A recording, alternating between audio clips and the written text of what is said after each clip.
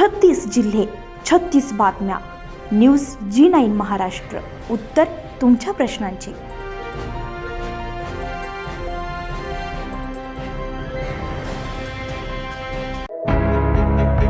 सिल्लोड तालुक्यातील शिवणा येथे सार्वजनिक शिवजयंती उत्सव समितीची बैठक उत्साहात पार पडली. यामध्ये समितीच्या अध्यक्षपदी योगेश रघुनाथ सपकाळ तर उपाध्यक्षपदी गजानन मांडवत यांची सर्वानुमते निवड करण्यात आली आहे. शिवणा येथे 19 फेब्रुवारी रोजी साजऱ्या होणाऱ्या छत्रपती शिवाजी महाराज यांच्या जयंतीनिमित्त नियोजनासाठी ही बैठक घेण्यात आली आहे. बैठक राजूबाबा काळे यांच्या शिवसेना संपर्क कार्यालयात पार पडली आहे.